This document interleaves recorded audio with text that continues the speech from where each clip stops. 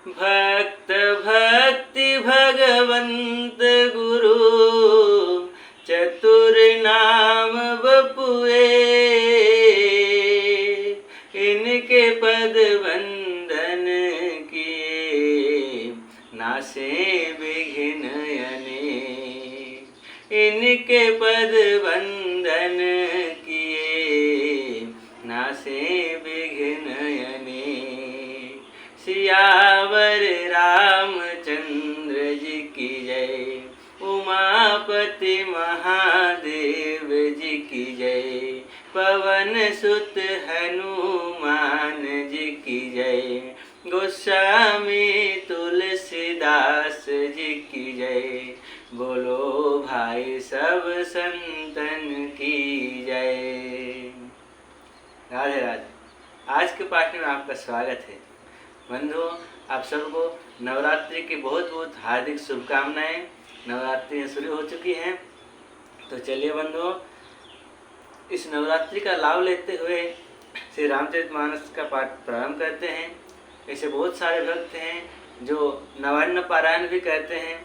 आप लोग जानते होंगे नवान्न पारायण यानी कि 9 दिन में पूरी रामचरितमानस का पाठ हो जाता है। जैसे मास पारायण होता है 1 महीना में, इसी तरह नवान्न पारायण होता है 9 दिनों में।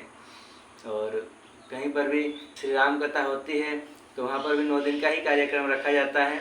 तो विशेष करके इन नवरात्रि के दिनों में अगर श्री रामचरितमानस का पारायण किया जाए तो बहुत ही अधिक लाभदायक होता है। इसलिए आप लोगों में से जो समर्थ हों इसका नवान्न पारायण अवश्य करें। तो हमारा जो पाठ का क्रम चल रहा है, प्रत्येक दिन हम लोग पाठ कर रहे हैं, ये नित्य क्रम है हम लोग का। तो चलिए इसी नित्य क्रम में आज का पाठ हम प्रारंभ करते हैं। और एक विशेष बात, आज के पाठ में आप लोग थोड़ा गंभीर होकर के पाठ को सुने, क्योंकि आज से जो प्रसंग चलने वाला है यहाँ से हमें बहुत कुछ सीखने को मिलेंगे। जैसे पूरा ग्रंथ ही हमें सिखाने वाला है, परंतु ये जो प्रसंग है ये हमारे दैनंदिन जीवन में आने वाले कुछ ऐसे घटनाएं होते हैं जिनका फैसला हमें लेने में बहुत दिक्कत होती है, उस पर कदम उठाना हमारे लिए मुश्किल हो जाता है। इस सब विषय में हमें क्या करना चाहिए, उन सब विषयों के बारे में, उन सभी प्रश्नों के उत्तर हमें इन प्रसंगों के माध्यम से हमें मिलते रहेंगे।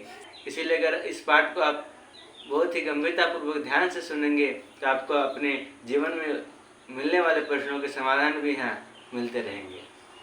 तो चलिए बंधुओं, पाठ को प्रारंभ किया जाए।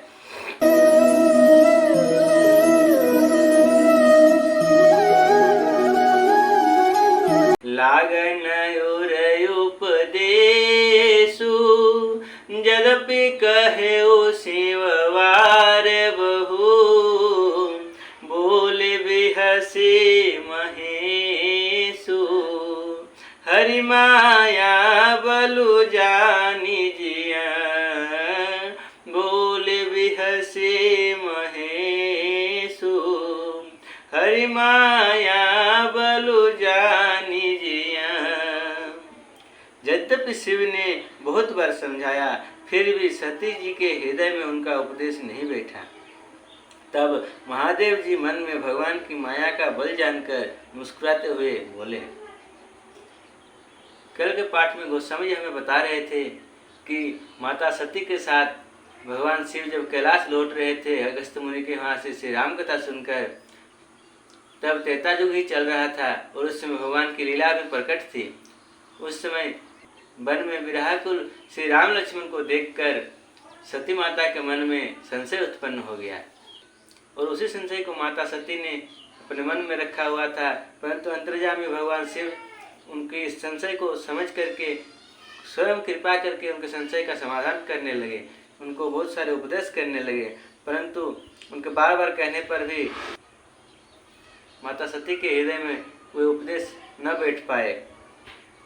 तब गोस्वामी जी लिखते हैं, लागन उपदेशु यद्यपि कहेउ शिववार बहु, बोले बिहसी महेशु, हरि माया बलु जानी जिया।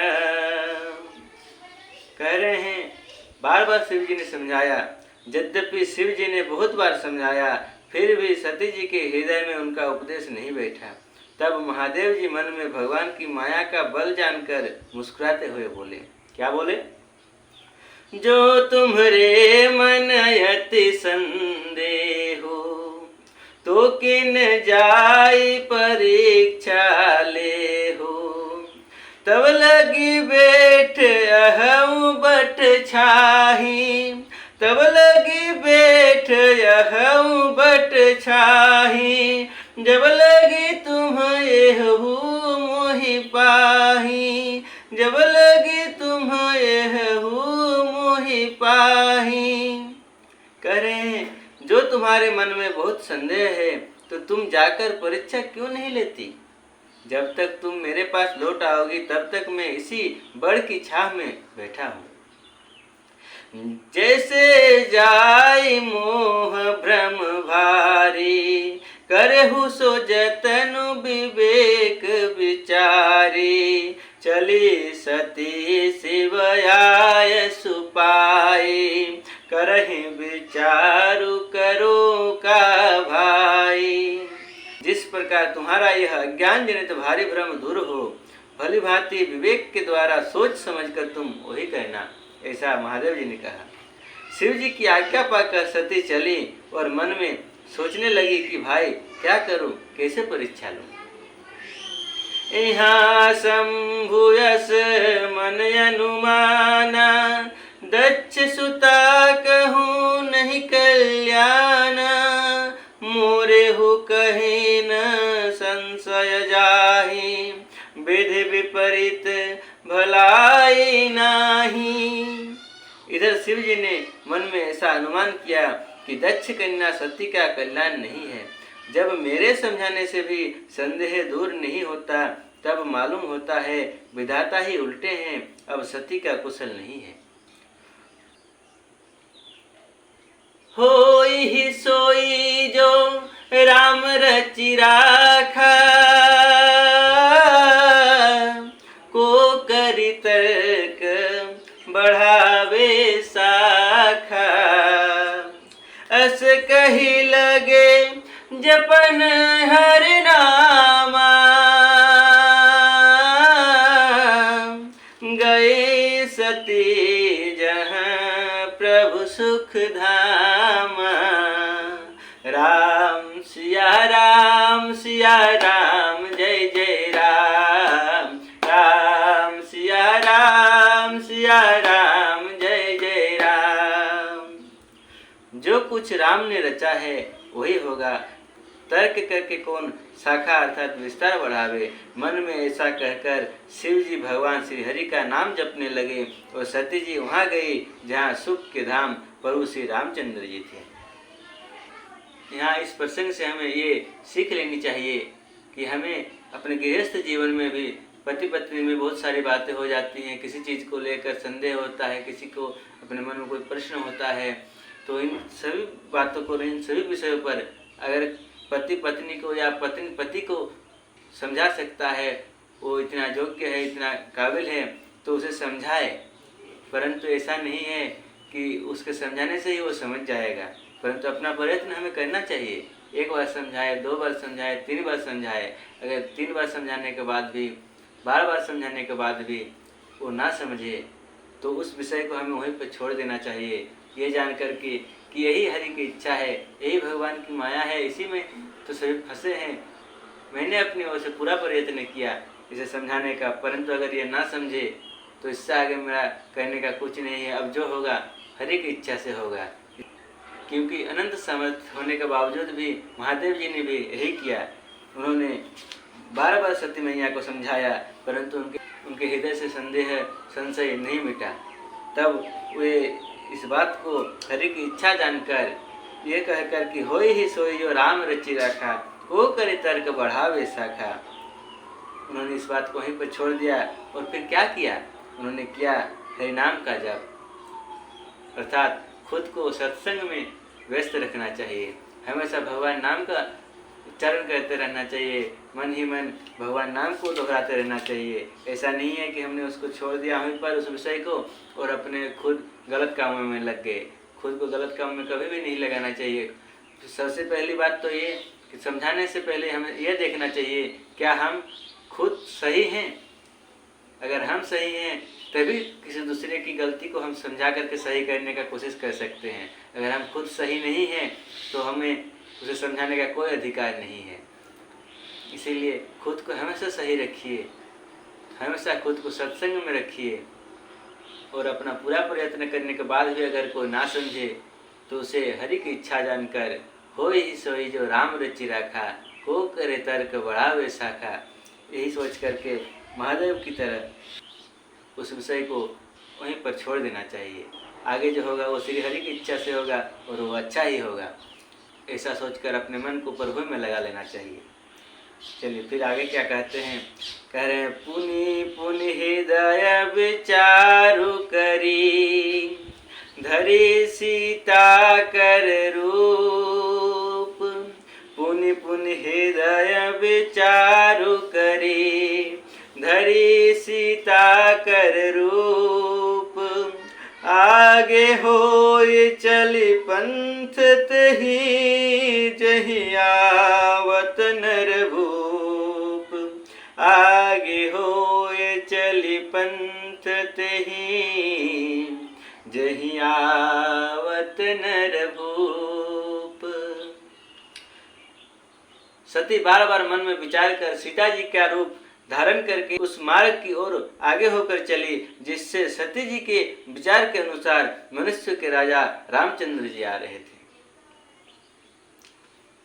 अब माता सती ने तो माता सीता का रूप लेकर के उसी मार्ग पर चलना स्वीकार किया जिस पर श्री रामचंद्र जी आ रहे हैं। वो सोच रहे हैं कि माता सीता को भगवान राम खोज रहे हैं, तो अगर मैं सीता का रूप लेकर आऊं तो वे मुझे सीता समझेंगे।